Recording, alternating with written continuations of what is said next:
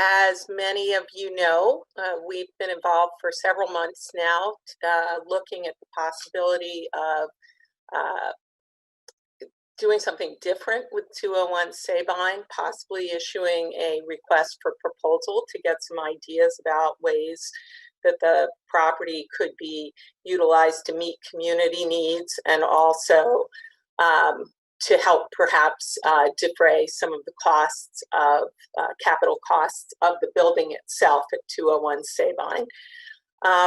We've been asked to run a public participation process as much as possible, given our COVID situation. We've had a series of meetings as well as a survey, and my colleague Kelsey Edelin has done yeoman's work trying to summarize the input from all of those avenues. So I'm going to turn it over to her to do a brief presentation. Great, thank you, Beth, and thank you all for giving us some time in this evening's meeting. As Beth mentioned, we've gotten a very robust response over the course of this process in the past few months and are excited to share some of the general and thematic findings. So I've just shared my screen now and I'll walk through. So as Beth mentioned, this has been a few months worth of public participation that's taken the form of a few meetings that all occurred over Zoom with varying sizes of audiences. The first was the tenants meeting for tenants of 201 Sabine in the beginning of September, and then a larger near neighbors meeting, and then the largest, the President's Forum, where we had over 260 participants. Over that time, we've also garnered many mail-in or emailed-in comments and letters. We got over 50 different letters that we read through and have generated findings in this presentation. And then we did also have a community survey set up on the SurveyMonkey online platform that was open for just about a month in December, and it generated 435 unique responses from 390 households. About 85% of the people who responded are Narberth residents, and another 10% were people who identified as not being Narberth residents, but do use 201 Sabine for either the park or services in the building. And what we've generated, the questions in all of these conversations and these formal polls and surveys was just around, as Beth and Aaron have mentioned, community goals for the uses and more generally the future of 201 Sabine. We got a lot of response, and we had a few things that really came to the forefront as major prevalent themes. The first of which, and I'll show after this slide a few kind of numbers and other ways to look at the data, but the number one most prevalent theme was the preservation of existing open space at Sabine Park. Especially with the COVID-19, the Sabine Park has become a really important community asset where people are able to get out and get together and socially distance and congregate. And in addition to the open green space, there was a lot of feedback that really celebrated the existing features at the park, the playground, the community gardens. And there was also a lot of community visioning around other uses for the park, a formalized use for skateboarding that already happens at the park and other places in Narberth, and also a pretty big contingent of responses speaking up in favor of a pool, which could be seen as a potential income generator for the borough.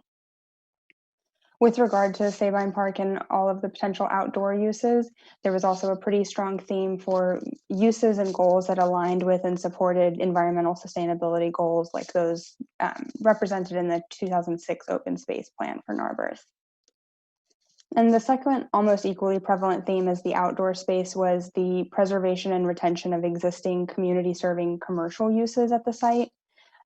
Wonder Spring is a critical tenant. We heard from residents of both future and past Wonder Spring families, as well as residents of Narberth who are not Wonder Spring families, but still saw that as a very valuable asset for the community.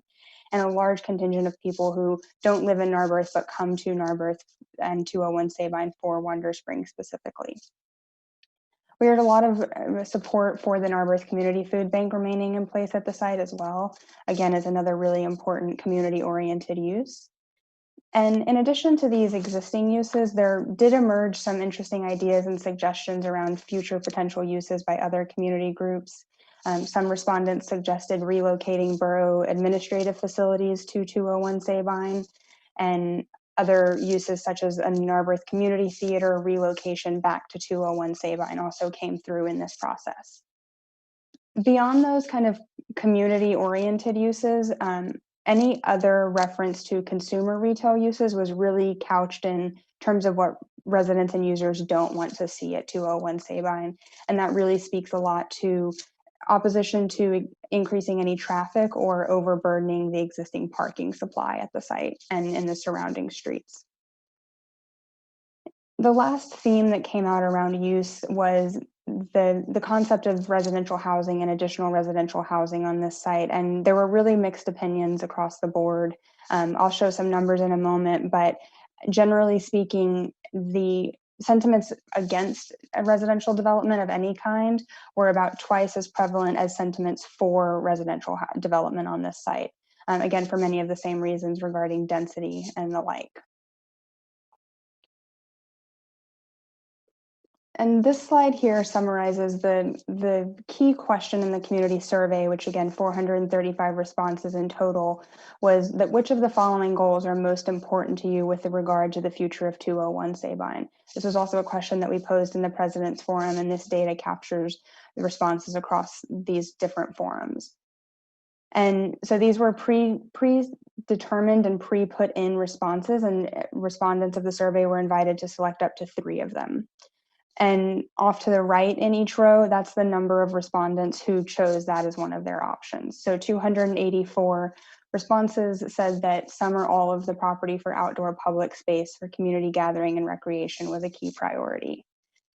Similarly popular, although a little bit less so, preserving the existing daycare and community nonprofit uses, and then using some or all of the property for indoor recreation space. And then the last very popular response was, again, that anything about the future of 201 Sabine is in alignment with environmental goals for the borough. We had other possible responses that were not quite as popular regarding preserving the existing uses exactly as they are, and as I pointed out, the second from the bottom, the concept and notion of residential housing on this site was a pretty unpopular response. Only 43, so about 10% of all respondents only selected this one. This slide takes a lot of that same data and just looks at it a little bit differently. The word cloud on the left takes all of the open-ended information that we got. So again, the open-ended chance to respond in the survey, as well as letters that were received, and pulls out the key themes in those. The larger a word is in the word cloud, the more prevalent and more commonly it showed up. You can see that childcare is far and away the most popular. The list on the right is the same data, just kind of shows you which are the top 10 largest words in that cloud. So after childcare, the next 4 speak to the open space and the outdoor space, so park, green space, open space, and skate park. No housing there is a more common response than housing, which came in at number 10. And then the other 3 most common themes that came out in the open-ended feedback was the food bank, the other community retail use at 201 Sabine, and then playground and pool. And in addition to the feedback that we got around the community uses and goals and priorities on that front, we also received a lot of feedback throughout the entire process about the process itself and the procedures, and feedback for how it could be better or things to consider. And as real estate strategies in collaboration with the borough, we really did our best to respond to these proactively and change and respond to in each subsequent event as much as possible. And I think that all of these are things that should also be considered going forward. The first was a desire for specificity and underlying information, such as any costs that would be incurred for different scenarios and any economic impact. And this will just inform public input and inform decision-making more clearly. The next is a desire for clarity on the council's intentions or preferences regarding ongoing ownership or any alternative disposition approaches. And to think about this, it's the question that there was a strong desire for continued ownership because that suggests a continued control over the uses of the site. And then we heard on the other side that this is it seems to be an extreme financial and administrative burden for the borough. And so would it be better to sell it? And in consideration of that, if selling without any sort of deed restrictions or other conditions around the sale would, of course, really limit the borough's ability to control future uses. So those are kind of two alternatives that would need to be considered. We heard throughout desires for continued procedural transparency, and with meetings like this and documentation that's being published, we are responding to that. And then lastly, we, as Beth mentioned, this has all happened in the COVID-19 era, and we did hear some concerns around the limitations inherent in that. Again, we've used the tools available to us. We have, despite the limitations, received really robust feedback, received lots of involvement in each live meeting that we've had, and lots of response to asynchronous opportunities to provide feedback. But this is something to be considered and to note and to acknowledge that we are limited in the ways that we can get out into the community right now. And so just to summarize, most of what I've said here is that this process thus far has really solidified the notion that 201 Sabine is a very critical site for some key community services, and especially as it relates to the services that happen inside the building. The unique nature of those services require continuous operations for those services, both from a, sorry, I'm getting an Adam Rosenzweig in the waiting room, and I'm the host right now, so. Go ahead and let him in. Okay. So just to summarize, this site is a critical site for key community services, and the nature of a child care service and the nature of a food bank needing continuous operations in order to be commercially viable and to provide the value and service that they do to the community. Beyond those points, there were clear consensus around many other elements that I've talked about with regard to the open space and what that space could look like and what that space brings to the community. And just in general, and again, in spite of the limitations and challenges faced by a largely online interaction, this process in the 4 or so months that it has been in place has generated really thoughtful, really impassioned responses from public participants. And the dialogue that has come forth has really demonstrated a deep pool of some really relevant skills and technical expertise within the community and within this team that are really well prepared, we think, to respond to this real estate problem of what to do next with 201 Sabine. And just to reiterate that, that's been a really diverse group of advocates that have been engaged in this process thus far, and the different tools and ways that we've been able to generate public participation and public input have revealed that to us.